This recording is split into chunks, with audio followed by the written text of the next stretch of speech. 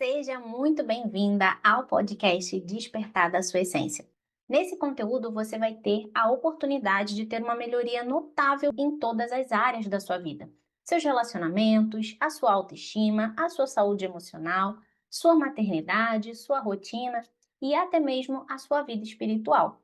Apenas despertando uma parte de você que ainda até então estava adormecida. Esse despertar não tem nada a ver com fórmulas prontas ou padrões externos.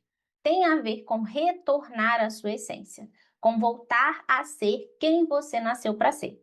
Se você está aqui, é porque você já percebeu que existe um vazio. Que apesar de parecer que você está fazendo tudo certo, ainda existe um cansaço, uma sobrecarga, um conflito interno e até mesmo uma solidão no meio da correria e no meio também até de outras pessoas. E talvez você nem saiba ao certo o que está errado. Só que você sabe que tem alguma coisa que está. O que nós vamos fazer juntas aqui é começar um processo de ampliação da sua consciência. E não, eu não vou te entregar uma solução mágica, mas sim uma nova visão. Uma visão que pode mudar completamente o seu caminho a partir de hoje. O meu nome é Juliana Magalhães, eu sou terapeuta integrativa, especialista em feminilidade, ou seja, no nosso desenvolvimento e comportamento como mulher. Eu já ajudei dezenas de mulheres a transformarem a sua rotina e a sua mentalidade para viverem de forma mais plena, leve e alinhada com a sua essência feminina. E hoje eu quero te conduzir também nesse início de jornada. Ter esse conhecimento sobre feminilidade vai te ajudar a avaliar melhor a qualidade das decisões que você tem tomado na sua vida, como que está o seu autocuidado, repensar questões super importantes sobre os seus relacionamentos e refletir também sobre a sua área profissional. Por meio da feminilidade que você vai conhecer hoje, é que você vai ter recursos internos, ou seja, você vai conhecer melhor o seu interior e também vai ver como que você vai ter mais facilidade para adquirir os recursos externos, para realizar tudo o que você precisa e deseja na sua vida. A feminilidade não vai ser algo que você vai usar para conquistar essas coisas. Você vai usar a feminilidade para melhorar você mesma e assim as coisas à sua volta vão ser melhoradas por meio do seu exemplo. A feminilidade que eu vou abordar com você está muito além de comportamentos temporários que você vai usar para ganhar alguma coisa e também está muito além de aparência. Não é sobre usar rosa, sobre falar manso para conseguir o que você quer. A feminilidade é algo seu se você nasceu mulher. Então, o que eu vou te ensinar aqui é como você pode se apropriar de algo que já é seu, da sua própria essência, e usar isso para ser a melhor pessoa que você pode ser. Dentro desse conteúdo, eu vou te mostrar como que esse autoconhecimento vai te dar a confiança necessária para você externalizar isso e, consequentemente, influenciar as pessoas de forma natural. Está preparada para se conhecer melhor, se conectar com a sua verdadeira essência e viver a vida que você merece ter? Mas antes de irmos adiante, eu quero te dizer uma coisa muito importante. Uma frase que você já deve ter ouvido, mas só pela metade. É: eu não sou obrigada a nada. E sim, ela é uma meia-verdade, porque você é obrigada sim a colher as consequências das suas decisões. E é exatamente por esse motivo que eu resolvi criar esse conteúdo aqui, para te contar realidades que você provavelmente nunca tem ouvido, mas que a partir de agora você vai poder tomar decisões tendo conhecimento das coisas que eu vou te passar hoje. O que você vai experimentar dentro desse podcast é um convite para você sair do automático e tomar posse de quem você realmente é, com consciência e com leveza. Um poder que não é barulhento, e sim transformador. Talvez você sinta um certo desconforto quando ouve a palavra feminilidade. E eu te entendo. Por muito tempo, esse termo foi distorcido, romantizado ou usado para nos colocar em caixas. Talvez na sua mente, feminilidade esteja associada a ser fraca, delicada demais, ou a ter que se encaixar em um padrão externo, como falar manso, usar rosa, ser a boazinha, agradar o tempo inteiro. Mas a verdade é que a feminilidade não é sobre uma performance externa específica e engessada, e sim sobre externalizar o que já está dentro do seu interior, ou seja, a sua própria essência. Feminilidade não é o que você faz para os outros, é o que você acessa dentro de si para viver de acordo com a sua identidade. Feminilidade pode ser considerada também como inteligência emocional, sensibilidade estratégica, a capacidade de nutrir, transformar e restaurar ambientes, sem precisar controlar tudo, sem precisar endurecer, enrijecer para sobreviver. E aqui entra um ponto essencial. Quando você vive desconectada da sua essência feminina, você começa a tentar compensar isso com hiperfuncionalidade, controle, perfeccionismo, dureza. É aqui que o cansaço nasce, porque você vive tentando ser quem você não é. Então, até aqui, a gente já entendeu que ser feminina não é uma fraqueza, é ser intencional com a sua energia, é usar a forma que Deus te deu, emocional, sensível, acolhedora, para cumprir a função que só você pode cumprir nesse mundo. E aqui eu já quero te entregar uma frase que você vai ouvir ser repetida durante todo esse podcast. Tudo que não cumpre a sua função se torna disfuncional. Quando o corpo, a mente e o espírito não estão alinhados à sua essência e missão, surge a bagunça, a sobrecarga e o vazio. No próximo bloco, a gente vai aprofundar esse raciocínio. Vamos falar sobre o que acontece quando as suas necessidades internas estão em conflito e por que tanta mulher hoje vive se sentindo perdida, mesmo tendo conquistado tantas coisas. Você já se perguntou por que mesmo fazendo tudo certo, você ainda sente que tem algo de errado? Mesmo quando você está com as contas em dias, os filhos alimentados, o trabalho encaminhado, ainda sente um vazio, uma irritação constante, um desejo de sumir às vezes? Essa sensação é o que nós vamos chamar de desordem interna. E por trás dela existe algo muito mais profundo do que a rotina. É uma confusão nas suas necessidades humanas. Vamos começar falando sobre um conceito muito interessante que a gente aprende dentro do marketing, mas a gente pode usar também para o nosso desenvolvimento como mulheres, que é a pirâmide das necessidades humanas, criada por Abraham Maslow. Ela mostra que o ser humano precisa organizar sua vida em níveis. Número 1, sobrevivência. Isso significa fome, sono, segurança. Número 2, relacionamentos e pertencimento. Número 3, autoestima e valor. Número 4, propósito, autorrealização e espiritualidade. O problema é que muitas mulheres vivem tentando continuar no topo da pirâmide, buscando realização, sentido, propósito, enquanto suas bases estão desmoronando.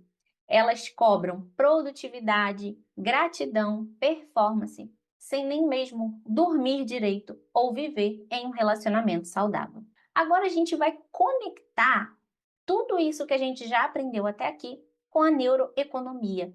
A neuroeconomia é uma ciência que estuda como que o nosso cérebro ele toma decisões. Ela mostra que quando estamos estressadas, o nosso cérebro migra para sobrevivência. Ele para de planejar, de imaginar, de criar. Tudo vira urgência, reação e defesa. É por isso que você diz: eu não consigo pensar direito, parece que eu não estou nem vendo o tempo passar. Eu sinto que eu estou vivendo no automático. E vive mesmo. O seu sistema ele está operando no modo de proteção e não de expansão. E para completar essa visão, nós precisamos olhar para o ser humano de forma integrada. É isso que um terapeuta integrativo faz. Ele considera além da psique. Ele não estuda apenas a parte psicológica, e sim o ser humano como um todo. Esse é o meu trabalho. Você possui corpo, mente e espírito. Quando o seu corpo está sobrecarregado, ele adoece. Quando a sua mente está sobrecarregada, ela entra em colapso. Quando o seu espírito está sobrecarregado, ele silencia. E é aí que nasce o vazio. Por isso, voltamos àquela frase que eu te falei. Tudo que não cumpre a sua função se torna disfuncional. Se a sua mente não está te ajudando a pensar, se o seu corpo só vem reagindo às dores e se o seu espírito ele está em silêncio, então é natural que a sua vida esteja bagunçada. Mas calma, essa desordem ela pode ser sim reorganizada. E o primeiro passo é o que você está dando agora, tomando consciência. Agora que você entendeu por que o seu sistema está exausto, no próximo bloco, nós vamos falar sobre os níveis de consciência do ser humano. Você vai descobrir que talvez esteja vivendo no nível mediano e que está tudo bem, porque agora você vai poder crescer na direção certa. E aí, tá pronta para isso? Agora que você já entendeu como a sua estrutura interna influencia tudo, eu quero te mostrar algo que vai mexer ainda mais com a sua percepção de si mesmo. Existe uma forma de classificar os níveis de consciência e maturidade emocional do ser humano. Filósofos como Platão já sugeriam que existem diferentes formas de viver a vida, uns guiados pelos desejos mais básicos, outros por honra e outros por razão. E isso se repete em diversas tradições, como na psicologia moderna, na espiritualidade cristã e até mesmo na sabedoria popular. Esses níveis não dizem respeito ao valor da pessoa, e sim ao seu grau de lucidez, autorresponsabilidade e profundidade de vida. Podemos dividir em três tipos. Pessoas baixas. Essas pessoas vivem pelos instintos, agem com base na sobrevivência, no egoísmo, na impulsividade. Tudo é sobre o que querem, sentem ou precisam no agora. Elas culpam o mundo, o outro, o passado, não assumem responsabilidades, são reativas, imaturas e destrutivas nas relações. Essa visão está presente desde os tempos antigos, na alma concupiscente que Platão citava. E também na base da pirâmide de Maslow. Viu aqui como tudo se conecta? Nessa parte, tudo gira em torno de suprir as necessidades básicas e evitar a dor. Você deve conhecer pessoas assim, que parecem viver no caos, sempre criando conflito, drama, desordem. Por exemplo, dois casos que eu gosto de citar são pessoas que compram muito por impulso e também pessoas que não estão satisfeitas com o seu trabalho, mas usam todo o tempo que têm livre para diversão, para entretenimento. Então, aqui a gente pode associar, sim, um pai que abandona uma família porque priorizou colocar a bebida na frente dos filhos. A gente pode também colocar mulheres que vendem o seu corpo, a sua dignidade, para poder viver uma vida de luxo. Mas se a gente dá um passo para trás, a gente consegue perceber também pessoas fazendo isso em um nível mais baixo, digamos assim, em um nível menos grave. O segundo tipo de pessoas são as pessoas medianas. Esse aqui é o maior grupo e talvez seja onde você se veja agora. São pessoas que já entenderam que precisam se esforçar, que valorizam o trabalho, a estabilidade, a família, fazer o que é certo. Mas também são pessoas que ainda carregam um peso interno enorme. Estão sempre cansadas, sentem culpa, se comparam, se frustram e muitas vezes acham que o problema está nelas. Na linguagem simbólica, essas pessoas vivem no meio do caminho, ou seja, a classe média da alma que Platão também falava, onde já existe consciência, mas falta direção clara para realmente romper o automático. Elas vivem como se estivessem quase lá, mas nunca chegam, porque ainda não sabem como sair desse modo automático. E o terceiro nível de pessoas são as pessoas elevadas. Essas pessoas aqui já despertaram. Elas entenderam que a vida é feita de camadas mais profundas e decidiram viver com consciência. São como a alma racional de Platão, ou o topo da pirâmide de Maslow. Vivem buscando sentido, propósito e presença. Elas têm responsabilidade sobre as suas emoções, maturidade para se posicionar com leveza e vivem em constante crescimento, mesmo em meio a vários desafios. São pessoas raras, não porque nasceram diferentes, e sim porque fazem, escolhem todos os dias fazer escolhas diferentes. E por que eu estou te mostrando isso? Porque toda mudança começa quando a gente se enxerga, quando a gente tem a humildade de reconhecer em que momento que nós estamos. Você não precisa se julgar pelo nível que você está, e sim terá a coragem de querer subir. E é exatamente isso que você está fazendo agora. Transformar a mente é a chave para viver uma nova realidade. E isso não acontece de fora para dentro, é interno e é um propósito diário. É isso que nós vamos continuar fazendo aqui. No próximo bloco, vamos desconstruir algumas mentiras que você ouviu sobre ser mulher e que talvez estejam sustentando essa sobrecarga interna até hoje. Agora que você já entendeu o nível de consciência que você está, eu quero te convidar a olhar para o outro ponto.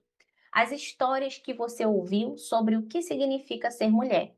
Porque antes mesmo de desenvolver a sua identidade, você cresceu ouvindo frases. Frases ditas por mães, tias, professoras, colegas, novelas, músicas, influenciadores, enfim. E muitas dessas frases viraram verdades, não por serem de fato verdade, mas sim porque uma mentira repetida 1000 vezes se torna verdade no seu inconsciente. Mas e se eu te dissesse que talvez o seu cansaço não venha só do que você faz, mas sim do que você acredita? E é por isso que hoje a gente vai rever juntas 5 dessas mentiras.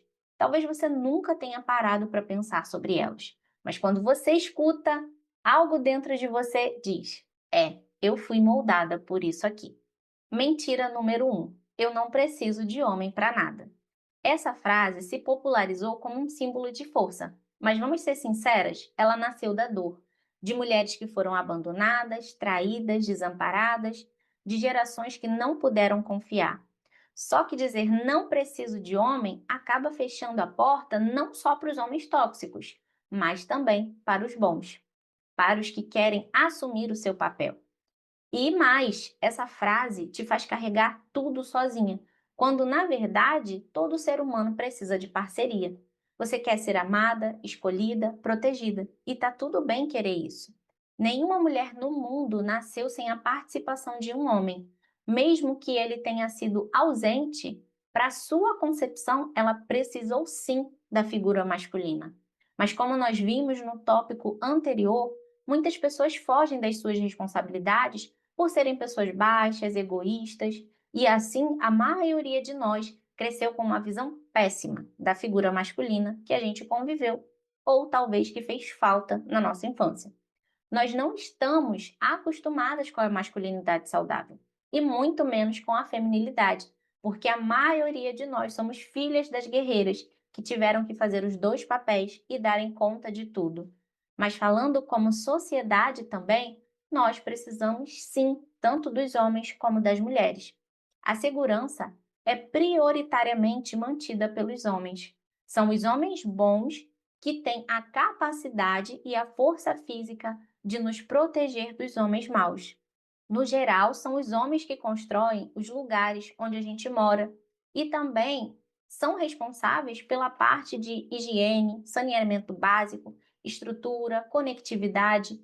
Normalmente, esses trabalhos são prioritariamente deles. Também são os homens que, na maioria das vezes, contribuem para os avanços tecnológicos. Então, sim, nós precisamos dos homens, tanto como sociedade, como também de forma afetiva. Mentira número 2. Minha prioridade deve ser o meu trabalho. Trabalhar é muito digno, realizar é muito importante, mas quando o trabalho vira sua única fonte de valor, algo está profundamente desequilibrado. Você começa a acreditar que só tem valor quando produz, e toda vez que descansa, sente culpa, como se parar fosse errado, como se cuidar de você mesma fosse perda de tempo. E a verdade é que o trabalho precisa sim ocupar o lugar certo na nossa vida, nem acima e nem abaixo. Você não é o que você faz, você é quem você é. Além disso, precisamos entender que trabalho e relacionamento não devem ser comparados. São coisas totalmente diferentes. O trabalho não tem como te abraçar no momento difícil. Ele não vai estar do seu lado quando você estiver doente. E por mais que você seja excelente no que faz, é difícil garantir estabilidade de verdade. A pandemia nos mostrou isso. Quantas pessoas perderam empregos tidos como seguros? Quantas ficaram sem salário da noite para o dia? Essa mentira de que o trabalho é mais importante é alimentada por um sistema que lucra com mulheres exaustas, aceleradas, emocionalmente vazias e cheias de culpa. E junto com ela vem outra mentira cruel: ser mãe atrapalha meus objetivos. Antes do anticoncepcional, essa nem era uma opção. E se você pesquisar um pouco sobre a sua origem, vai descobrir que ele foi criado com um objetivo bem claro: trazer a mulher para o mercado de trabalho como mão de obra mais barata. O problema não está em planejar a maternidade. O problema está em colocar o trabalho no pedestal e ver os filhos como obstáculo. E mais ainda, o problema está em romantizar um remédio que interfere diretamente na saúde da mulher. Tomar anticoncepcional não é neutro. Ele pode gerar uma série de efeitos colaterais que nenhum homem vai precisar se preocupar, porque não é ele quem toma. Só que hoje vivemos em uma cultura onde parece mais aceitável ter uma doença do que ter um filho, onde a maternidade é vilanizada e o sexo que dentro do casamento gera vida é distorcido para ser casual, descartável e irresponsável.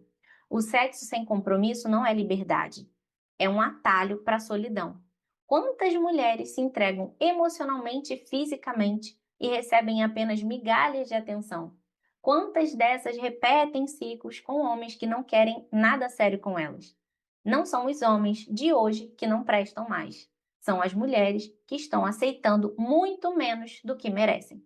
Até tem um filme adolescente que fala sobre isso de uma forma muito leve, chamado Deslize. Ele mostra que os homens se esforçariam muito mais se as mulheres começassem a se respeitar, a se valorizar, a exigir mais compromisso. Porque no final das contas, a gente atrai e permanece com quem a gente permite. E isso vale tanto para quem está solteira, quanto para quem já está dentro de um relacionamento e não se sente valorizada. Eu quero fazer uma observação dentro desse ponto que eu sou sim a favor do planejamento familiar. Só que existem métodos muito mais naturais do que o anticoncepcional. Então, sim, nós podemos escolher quando vamos ter um filho, mas enquanto isso, nós não precisamos ficar prejudicando a nossa saúde para evitar essa gestação. Voltando para o nosso conteúdo, falando sobre mulheres que já estão dentro de um relacionamento, a verdade é que ninguém muda ninguém diretamente, mas você pode mudar o que tolera. E isso começa por se comunicar de uma forma mais madura. Uma das ferramentas mais eficazes para isso é a comunicação não violenta. Inclusive, eu tenho um vídeo no canal que fala sobre isso. Voltando à mentira sobre não construir uma família, isso, claro, é uma decisão pessoal, mas que seja feita com intenção e sabendo das consequências. Não apenas porque você está comprando discursos prontos. A verdade é que, mais cedo ou mais tarde, quem não constrói uma família se vê sem uma, porque os pais partem, os irmãos seguem sua vida e os amigos também. E no fim, por mais diplomas, viagens ou bens que você tenha acumulado, tudo isso perde o brilho quando você não tem com quem compartilhar. Pode reparar quando você assiste um filme e você vê ali uma pessoa que precisou ficar por muito tempo sozinha. O que começa a acontecer com o emocional dela?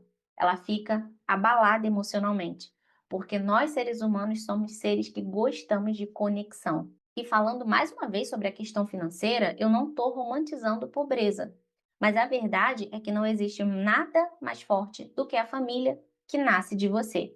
A família que você construiu com quem você escolheu, os frutos do amor que você cultivou. É por isso que precisamos colocar as coisas no lugar certo, ordenar a nossa vida. Trabalho é importante, mas ele nunca vai preencher um espaço de uma vida vivida com outras pessoas e com muito amor dentro desse lar. A mentira número 4. Se os homens podem, eu também posso. Poder você pode. Será que você deve? A comparação com os homens tirou muitas mulheres do caminho da leveza e delicadeza. Porque ao tentar fazer tudo igual, você quer entrar num jogo que não é seu. Homens e mulheres têm corpos, hormônios, ciclos e funções diferentes. Isso não é desigualdade, é sobre o design. Você não precisa competir, você precisa ocupar o seu lugar tendo consciência de qual é esse lugar. A imagem de mulher forte e independente que não precisa em hipótese alguma de ninguém só vai atrair para você homens que já fogem da responsabilidade de fazer algo por uma mulher. Aqueles que não estão dispostos a fazer o quê? O papel deles e querem alguém para batalhar por eles enquanto eles descansam. Querem essas mulheres para que eles não precisem fazer nada, enquanto a guerreira carrega o peso do mundo nas costas por eles. O que um homem masculino maduro e equilibrado admira em uma mulher é justamente ela poder ser quem ele não pode. O lugar saudável para uma mulher dentro de uma relação não é da brother, que tem que fazer tudo de igual para igual. Você pode sim fazer o que o homem faz, mas você não vai ser melhor por isso. E pela sua natureza, eles ainda vão fazer com muito mais facilidade e com muito menos esforço do que você. Vamos aos fatos. A força de uma mulher é aproximadamente 60% da força de um homem.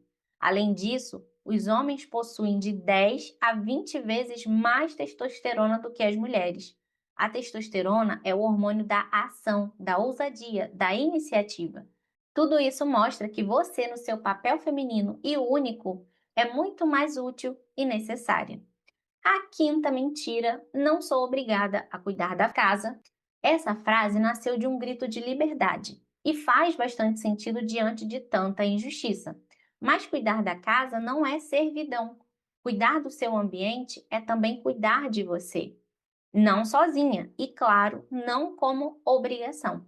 Realmente você pode escolher viver em um lugar todo sujo e bagunçado.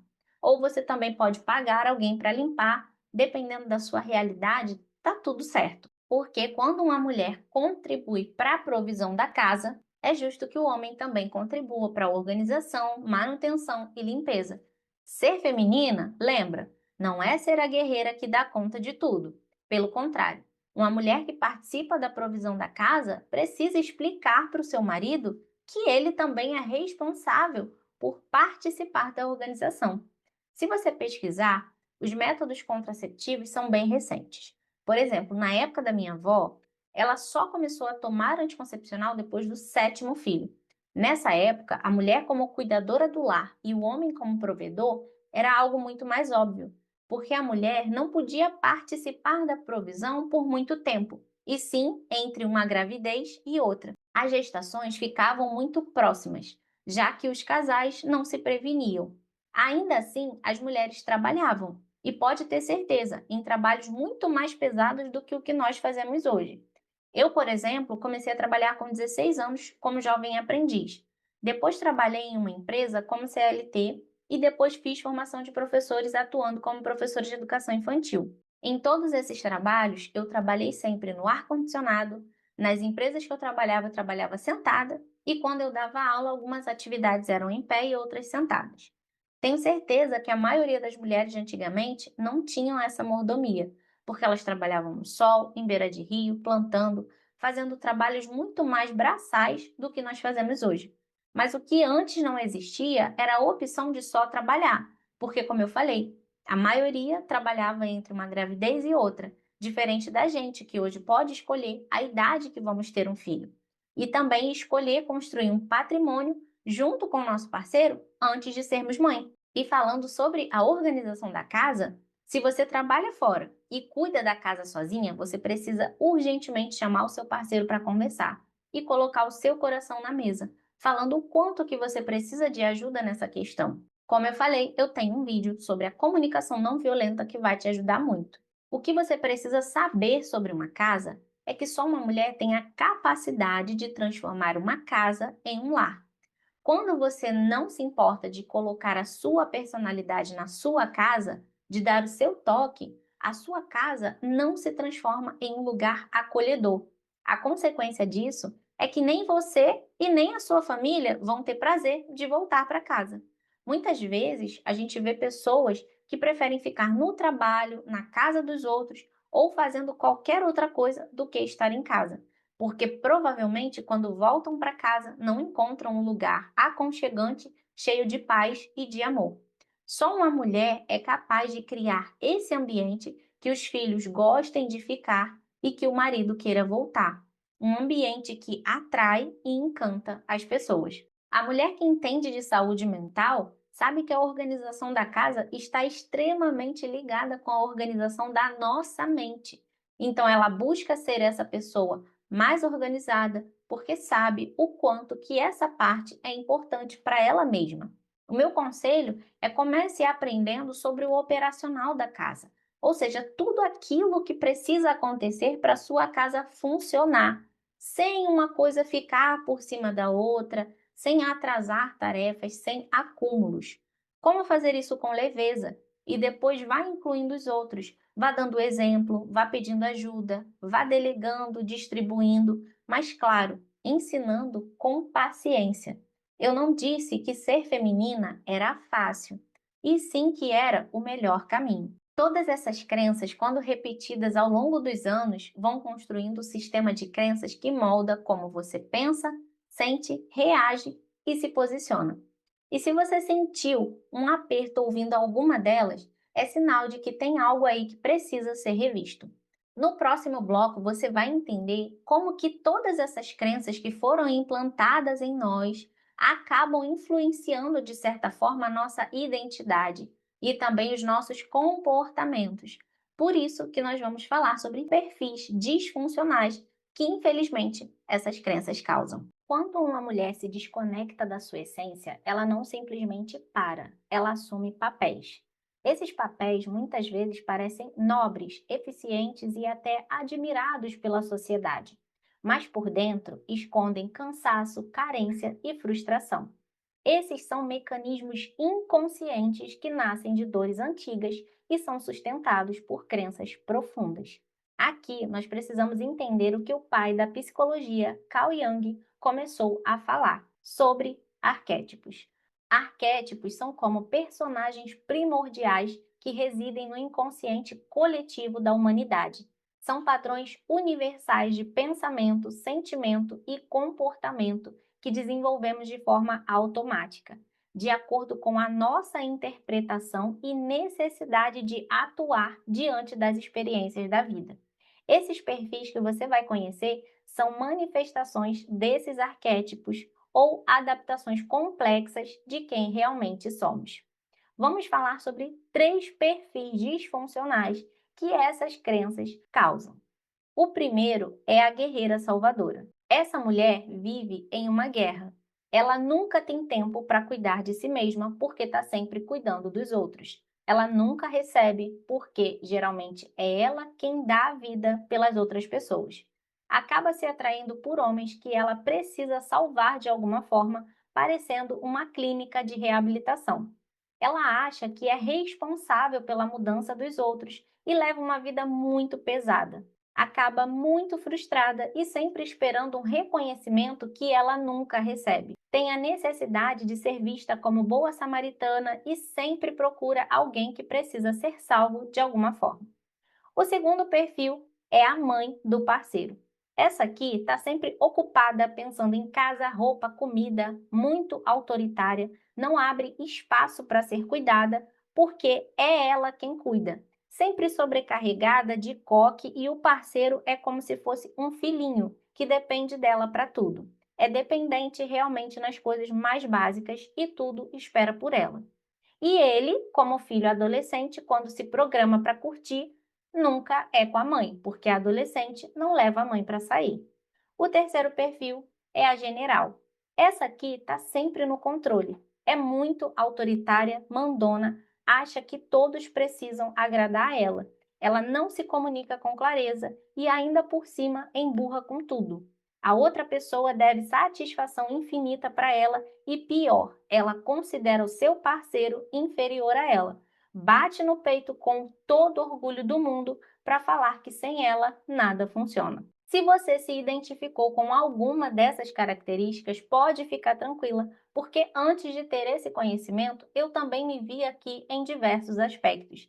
E existem ainda outros perfis que eu falo com mais profundidade dentro do meu e-book.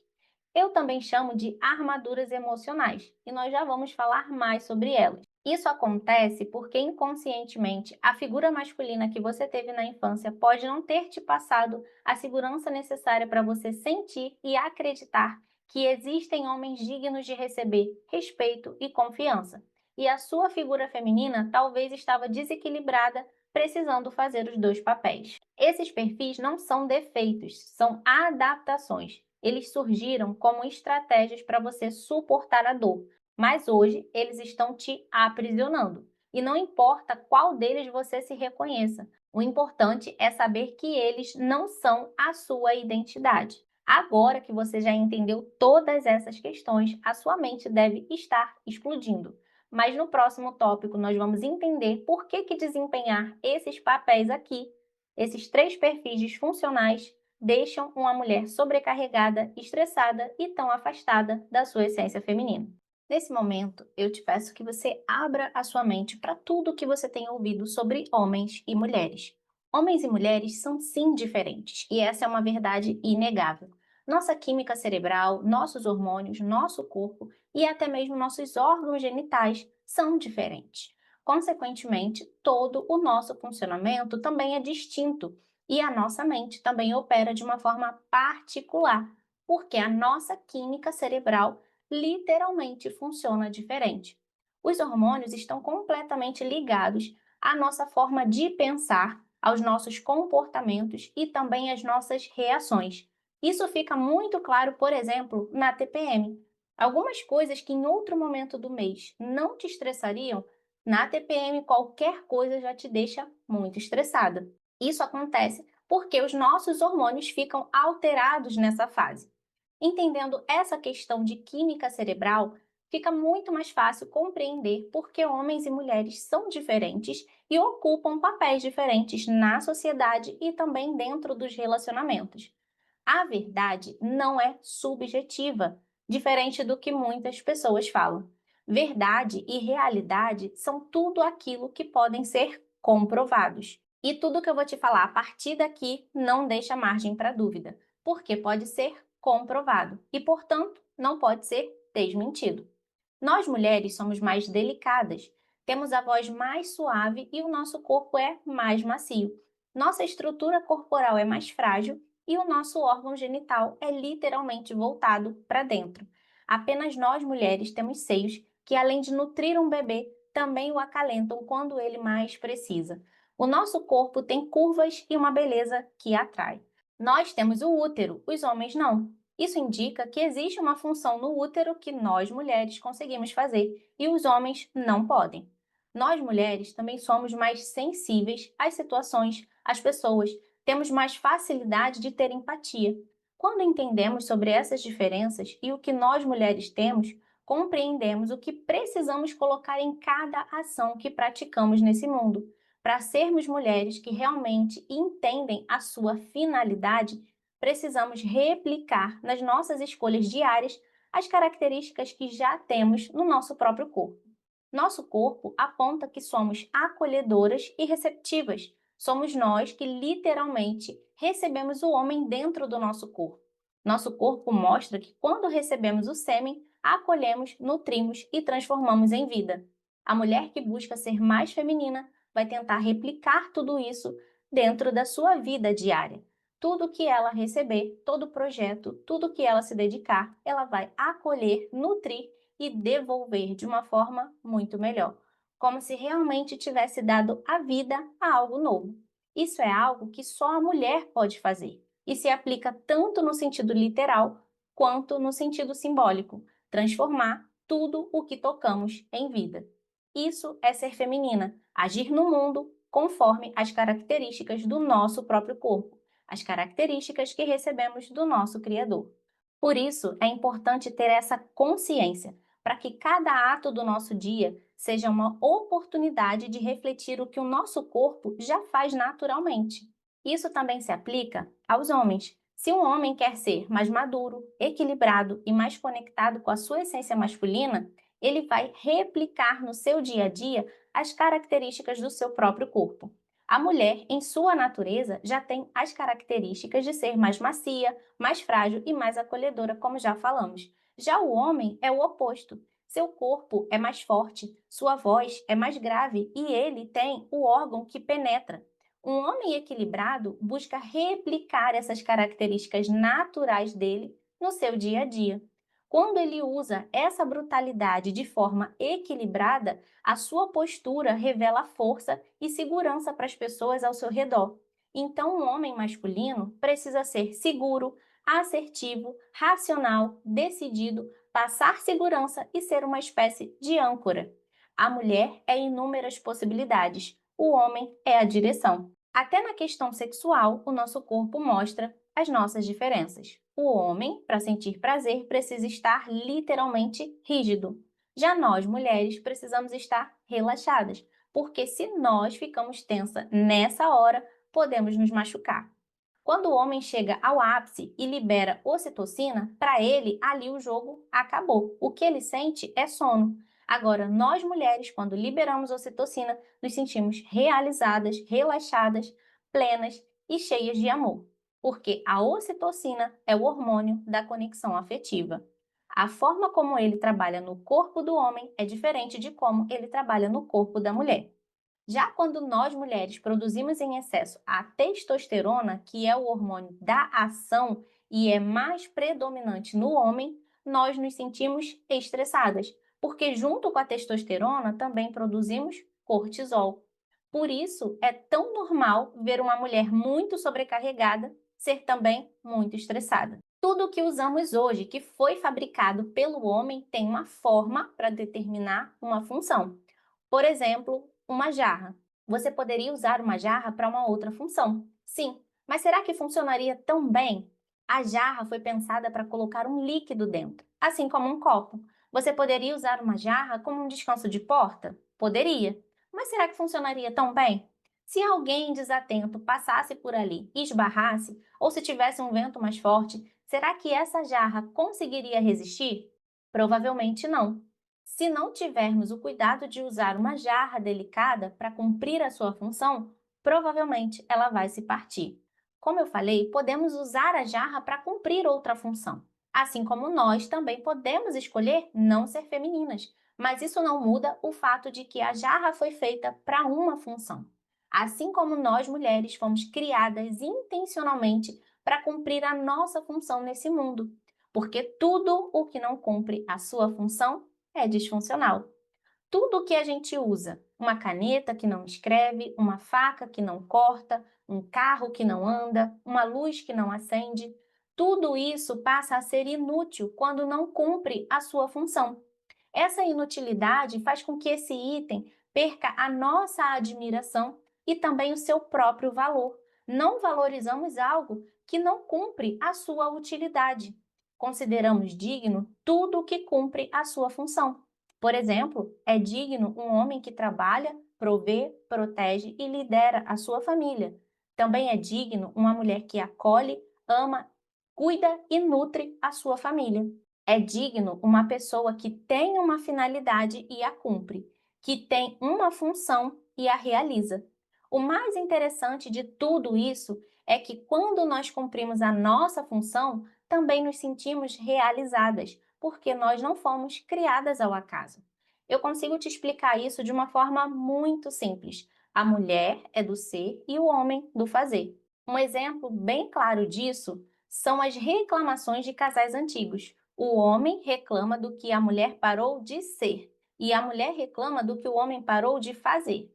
Por exemplo, ele parou de consertar as coisas da casa, parou de levar para sair, parou de dar presentes. Já o homem reclama que a mulher parou de ser uma boa companhia, que ela já não o recebe mais com tanto amor, que agora é só reclamação na cabeça dele, que ela parou de ser compreensiva, agradável e paciente. É por isso que aqui eu consigo te explicar por que não dá para separar a feminilidade da criação. Se o homem que é tão limitado consegue fazer coisas com formas que revelam a sua função, com certeza nós não fomos criadas diferentes dos homens para tentar nos igualar a eles. Todo o contexto bíblico e científico provam que essas diferenças são intencionais. Por exemplo, Adão foi criado antes de Eva. Ele primeiro precisou fazer coisas. conhecer o lugar, dar nome aos animais. Só então Eva foi criada. Adão precisou fazer, Eva precisou apenas ser. Explicando cientificamente, os homens são mais racionais e as mulheres são mais emocionais. Quando uma mulher fala a frase de que se o homem é o cabeça, ela é o pescoço, ela está perdendo a oportunidade de ser cuidada, porque na verdade nós não somos o pescoço do homem, e sim o coração da nossa casa. Como eu falei, o órgão do homem é voltado para fora e seu hormônio predominante tem a função de motivar ele a agir. Então faz muito sentido ele ser o responsável por cuidar do mundo externo e a mulher do mundo interno, incluindo as suas próprias emoções. A Bíblia fala para o homem amar a mulher, porque nós temos a maior necessidade emocional e que a mulher precisa respeitar o marido, porque sabe que o homem tem essa necessidade de se sentir digno de confiança e de respeito. Agora, falando sobre a questão financeira, eu tenho percebido que algumas narrativas sobre o papel da mulher, que à primeira vista parecem libertadoras, na verdade acabam incentivando algumas a se colocarem em uma situação de vulnerabilidade extrema.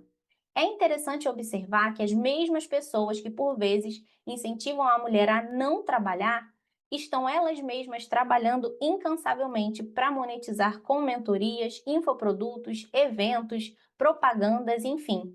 Essas pessoas falam desse assunto de uma forma tão engessada que acabam criando uma distorção. Diante disso, se tem um conselho que você pode levar desse conteúdo aqui, é observe o que as pessoas fazem e não apenas o que elas falam.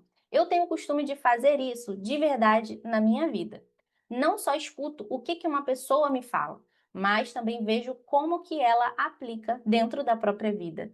Isso é um tipo de modelagem, onde você acaba seguindo o exemplo daquela pessoa.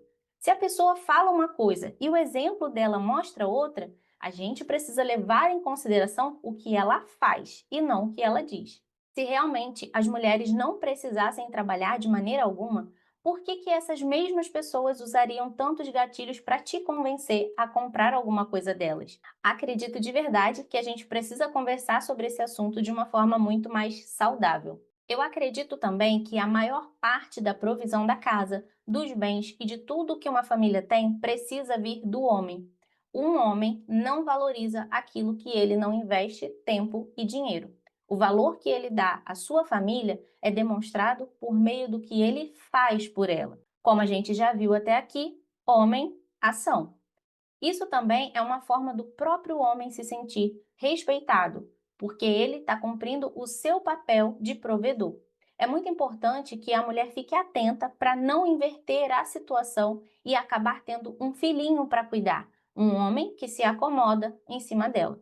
Quando isso acontece, como a gente já viu, a mulher vive com a testosterona em excesso, fica estressada e não consegue ser o melhor que ela pode. E ele também não, porque um homem acomodado não está no seu masculino equilibrado. Aqui nós estamos buscando o equilíbrio para os dois. O homem agir realiza ele e a mulher ter tempo para ser realiza ela. Mas então, para que uma mulher precisa trabalhar? É só você olhar a realidade do nosso país e como que a maioria das pessoas vivem. Nem sempre está na possibilidade do homem sozinho providenciar uma boa festa de casamento, uma boa casa para a mulher, assim que eles estão começando, porque os dois podem estar construindo o seu patrimônio juntos, e ainda mais se não tiverem o apoio financeiro dos pais.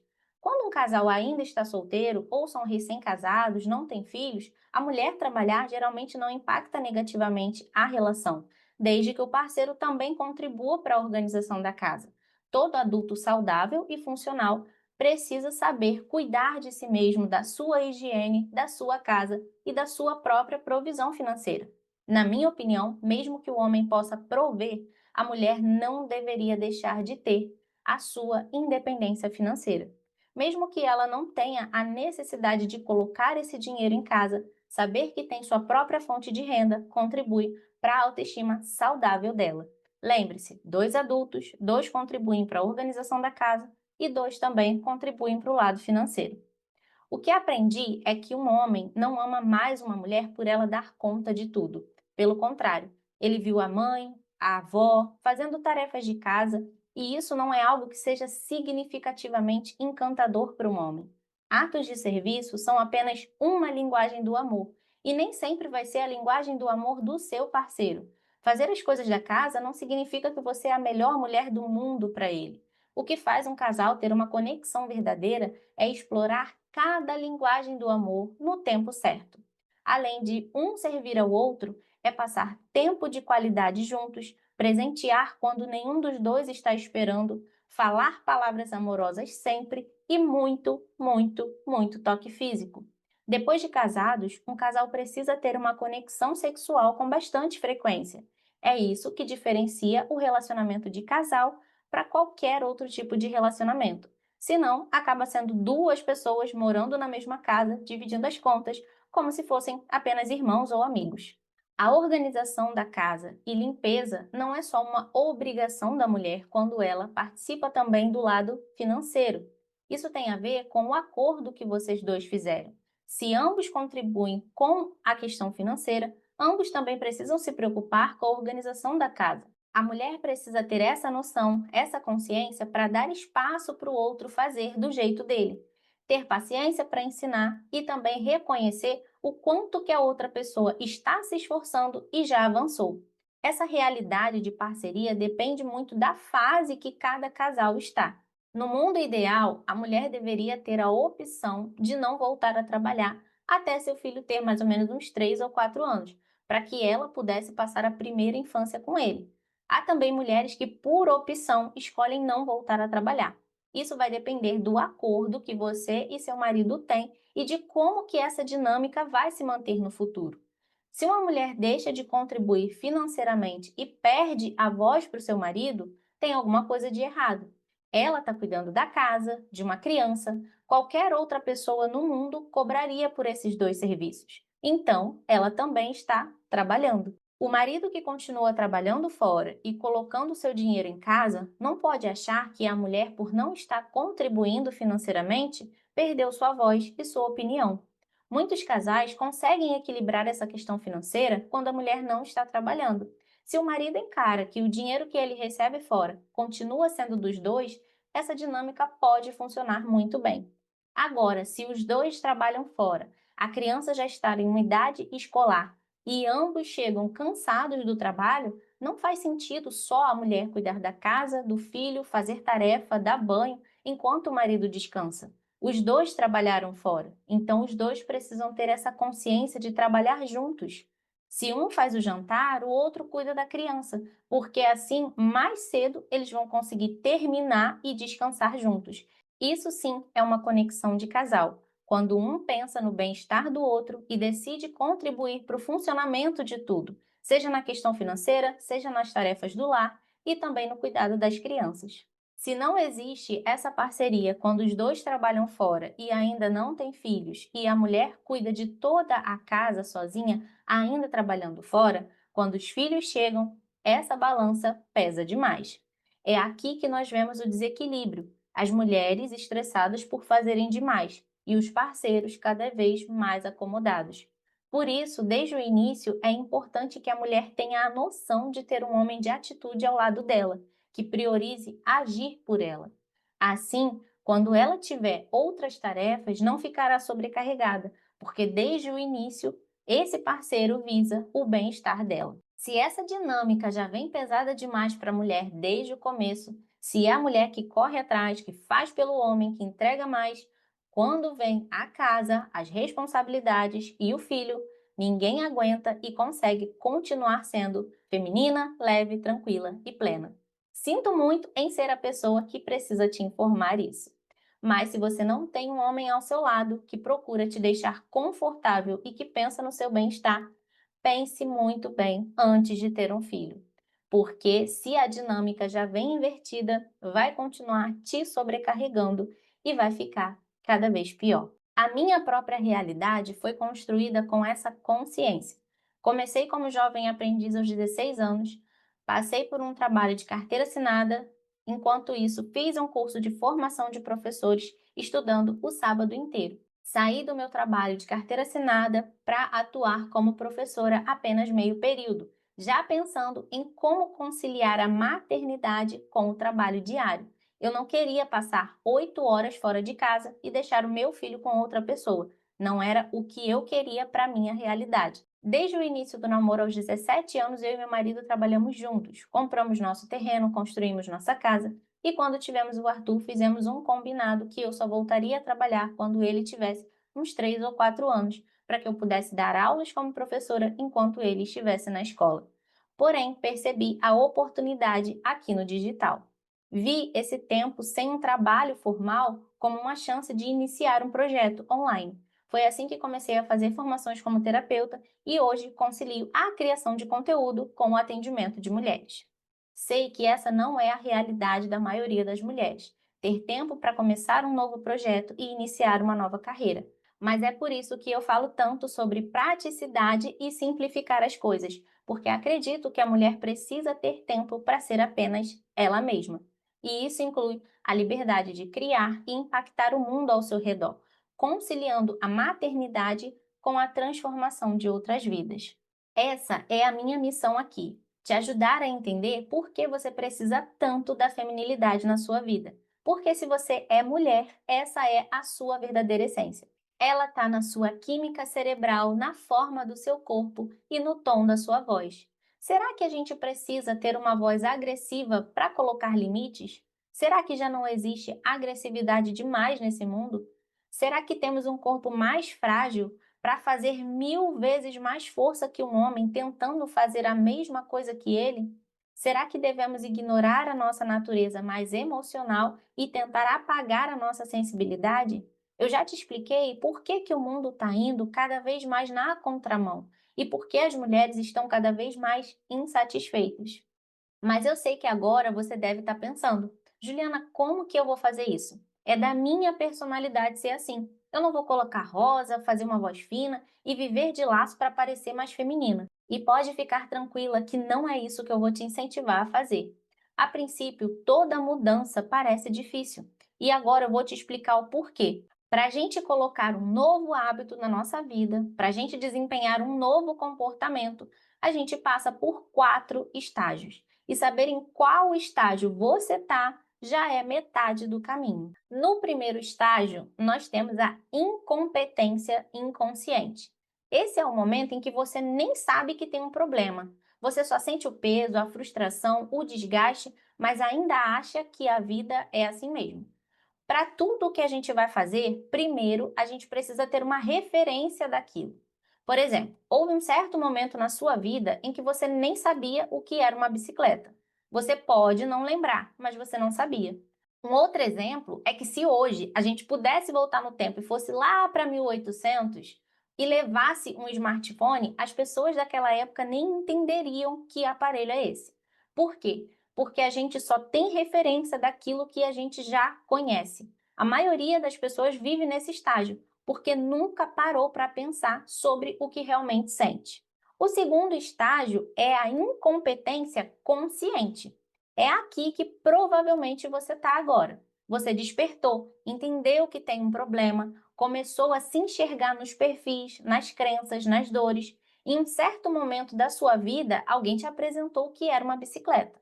Talvez você não se lembre, mas alguém te mostrou esse objeto e você passou a ter referência daquilo. Aqui, você sabia que não sabia andar de bicicleta. E é nesse estágio que provavelmente você também está hoje. Provavelmente, antes desse conteúdo, você nem sabia o que era feminilidade. Mas agora você sabe o que é feminilidade, mas não sabe como colocar em prática no seu dia a dia. E tá tudo bem. Esse desconforto que você sente agora é um bom sinal. Mostra que você saiu do piloto automático. Já o estágio 3 é a competência consciente. Aqui você começa a aplicar ferramentas, fazer novas escolhas, criar novos hábitos, ainda com esforço, com tropeços, mas com clareza da direção que você está indo. É nesse estágio que você começa a dizer não com mais firmeza, a falar com mais leveza, a confiar mais em você mesma, na sua intuição. Por exemplo, em algum momento você subiu em uma bicicleta, e você não sabia o que precisava fazer. Você precisou fazer de propósito. Mesmo com o coração acelerado, mesmo com medo, você precisou tentar manter o equilíbrio e dar a primeira pedalada. Essa fase aqui é uma das mais difíceis, porque é aqui que você começa a desenvolver uma habilidade. Tudo ainda exige muita atenção, mas você já está em progresso. E o quarto estágio é a competência inconsciente. Aqui, a nova versão se torna natural. É quando você realmente aproveita a viagem. Você já não precisa mais se lembrar de ser feminina, porque você já é. Você já não força mais a leveza, ela simplesmente flui. Você já não se sabota com pensamentos antigos, porque eles já foram ressignificados. Se você hoje sabe andar de bicicleta, provavelmente você nem pensa. Você simplesmente sobe, pedala e vai para onde você quer. Nesse momento, você não tem que ficar pensando em equilibrar o guidão, se você está no ritmo certo, se você consegue frear, sem ficar pensando. Tudo isso você já faz no automático. É nesse momento que você também vai chegar nessa jornada de feminilidade. A princípio, você vai precisar sim fazer de propósito. Vai parecer que você está fingindo, que você está fazendo algo que não é do seu natural. Mas, na verdade, o seu cérebro vai estar criando novas conexões e vai ter um momento em que você vai começar a fazer isso no seu natural. A feminilidade com a prática vai se tornar o seu novo normal. E esse é o estágio da liberdade. Quando eu comecei a dar os meus primeiros passos dentro da minha jornada de feminilidade, eu precisei fazer exatamente dessa forma aqui que eu te falei. Cumprir esses estágios um a um. E foi um caminho longo, difícil e cheio de recaídas, porque eu não entendia tão profundamente sobre a mente humana como eu entendo hoje. Então, eu ensinei para várias das minhas alunas a focar no que nós fazemos, na nossa rotina diária, nos nossos hábitos. E isso funcionou? Sim, várias delas tiveram ótimos resultados e eu mesma estava tendo ótimos resultados. Mas como eu continuei estudando e aprofundando o meu conhecimento sobre a mente humana, eu descobri que existia um atalho para poder fazer isso de uma forma muito mais prática, rápida e eficaz. Para você entender isso de uma forma mais clara, imagine um iceberg. A ponta que está visível acima da água é o seu comportamento. É tudo que você faz, as suas ações, as suas reações. É o que você veria se eu filmasse o seu dia a dia. Mas o que está por baixo? Logo abaixo da superfície estão as suas emoções. Eles são, por assim dizer, a gasolina que move as suas ações. Cada comportamento que você tem é impulsionado por uma emoção. E ainda mais profundo, lá na base desse iceberg, estão todas as suas crenças. Elas são a fundação de tudo. As suas crenças é tudo aquilo que você acredita sobre quem você é, sobre as suas capacidades e sobre o seu merecimento. São essas crenças que geram as suas emoções, que por sua vez impulsionam os seus comportamentos e produzem os resultados que você está vivendo. Hoje, a neurociência já comprova o que Freud falava há muito tempo atrás. Grande parte das nossas atitudes, cerca de 95% ou até mais, são fruto do nosso inconsciente. Ou seja, nós fazemos muita coisa sem sequer perceber por que nós fazemos. Por isso, para termos resultados melhores, é fundamental entender o que se passa na nossa mente e principalmente no nosso inconsciente. Não precisa ser difícil e eu consigo te ajudar a simplificar isso. Agora, eu vou te explicar um termo que vai facilitar ainda mais a sua compreensão, que é o termo armaduras emocionais. As armaduras emocionais são mecanismos de defesa automático que nós desenvolvemos ao longo da nossa vida. Elas são a forma como aprendemos a nos relacionar com os outros e também como respondemos ao mundo. É como se o nosso cérebro criasse um escudo ou um mecanismo de proteção baseado naquilo que a gente já acredita lá no nosso íntimo.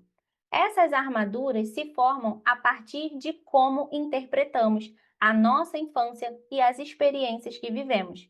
Elas se tornam padrões enraizados e hoje, muitas vezes, agimos no automático usando essas proteções sem nem mesmo perceber. Uma das minhas grandes armaduras emocionais, por exemplo, era fazer demais pelos outros e não conseguir receber. Eu tinha um comportamento automático de sempre antecipar tudo, de querer resolver tudo por todos. No fundo, eu me sentia útil e, ao mesmo tempo, não dava chance para as pessoas me decepcionarem, já que eu estava sempre à frente, cuidando de tudo, e elas não precisavam se preocupar com as minhas necessidades. Essa armadura se tornou visível para mim em um dos momentos mais vulneráveis da minha vida, no meu puerpério. Logo após a minha cirurgia e amamentando, mesmo tendo a rede de apoio que eu precisava, eu ia dormir chorando. Eu me sentia humilhada e incapaz por não conseguir fazer minhas próprias coisas. O problema não estava nas outras pessoas que estavam me ajudando e fazendo aquilo feliz. O problema estava em mim que não conseguia receber. Eu me questionava o que aconteceu comigo para eu não ter aprendido algo tão simples como o receber do outro. Quando eu comecei a dar os meus primeiros passos dentro dessa jornada de feminilidade, eu precisei fazer exatamente tudo da forma que eu te falei, cumprir esses estágios um a um. E esse foi o caminho mais difícil. Existem muitas outras armaduras emocionais que nós podemos desenvolver ao longo da vida. Por exemplo, ser grudenta demais. Você pode ter aprendido a estar sempre super conectada, mas às vezes o outro precisa de espaço, da individualidade saudável. Se as pessoas dizem que você é grudenta demais, perceba isso como um feedback do mundo para você. Outro exemplo é também precisar estar sempre no controle. Aquela crença de que se eu não fizer, ninguém vai fazer ou não farão do jeito certo. Será que só existe um jeito certo para fazer as coisas? Será que só o seu jeito é o jeito certo? Desconfiar mesmo sem motivos. A famosa frase, eu confio desconfiando, é um olho fechado e o outro aberto. Você percebe que essa postura te impede de você se entregar de verdade nos seus relacionamentos? Essas são apenas algumas das formas automáticas que nós criamos para nos proteger. Nós fomos criadas ouvindo que mulheres são guerreiras, mas na verdade não precisamos ser. Talvez se você olhar ao seu redor, a guerra já acabou há muito tempo e só você continua sozinha no campo de batalha. A sua vida pode ser sim muito mais leve. Você pode aprender a confiar nas pessoas que merecem a sua confiança, aprender a receber do outro, delegar tarefas, ter tempo para você mesma, se posicionar de forma assertiva, mostrando claramente para o outro onde estão os seus limites. Você pode sim ser considerada frágil, porque nós fomos criadas para ser frágeis.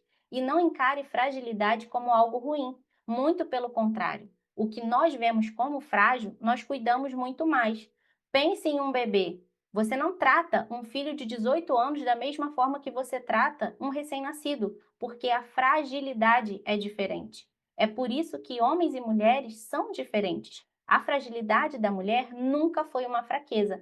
Na verdade, tentar ser forte o tempo inteiro é o que nos torna fracas. Guerreiros precisam de uma luta. E talvez por esse entendimento que você tem de você mesma, a sua maternidade seja uma luta, o seu casamento seja uma luta, seu relacionamento com seus pais seja uma luta, o seu trabalho seja uma luta, porque você ainda se vê dentro de uma guerra.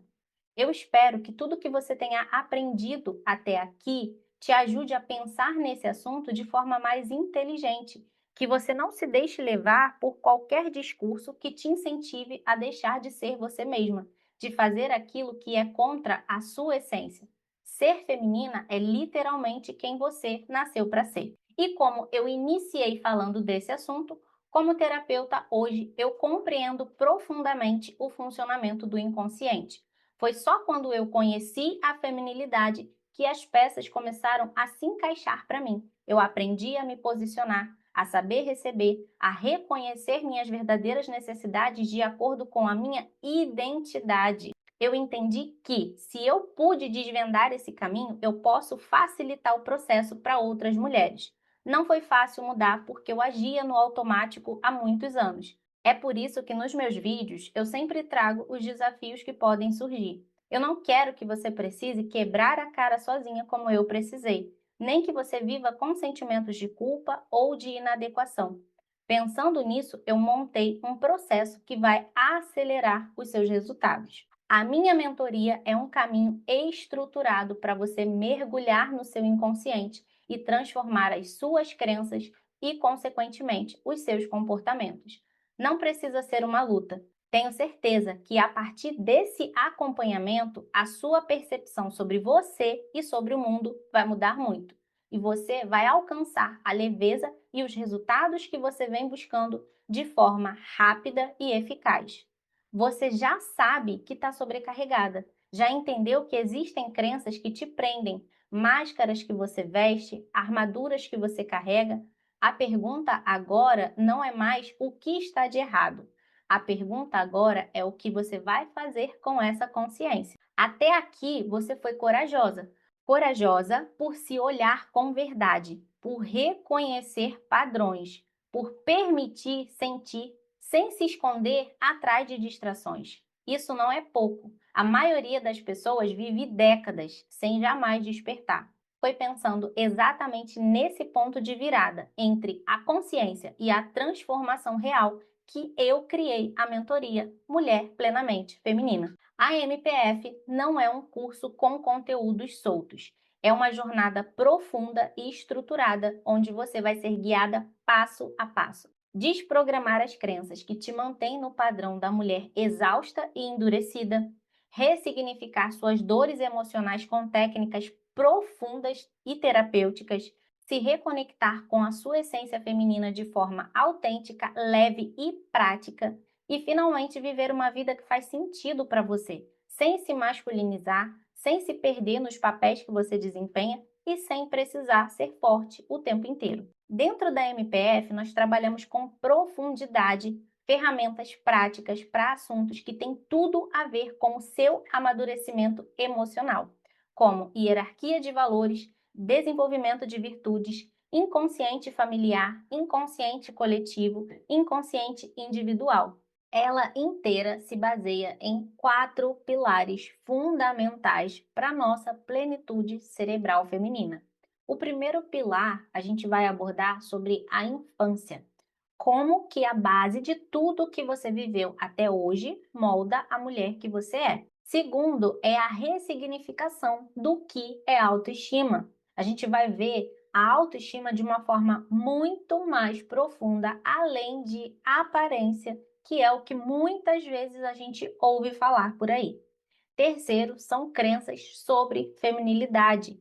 Muitas coisas que você ainda precisa saber sobre feminilidade para você realmente conseguir implementar na sua vida de forma prática. O que está por trás desse conceito e como que você pode fazer a aplicação dele, respeitando a sua identidade, sem precisar vestir um personagem e sem precisar imitar ninguém. O quarto, nós vamos falar sobre relacionamento. E nessa parte, nós vamos falar sobre 2 tipos de relacionamento. Tanto o nosso relacionamento amoroso, como também a nossa relação com a maternidade. Esses tópicos vão ser entregues em formato de aulas gravadas. A ideia dessas aulas é trazer para você uma certa psicoeducação.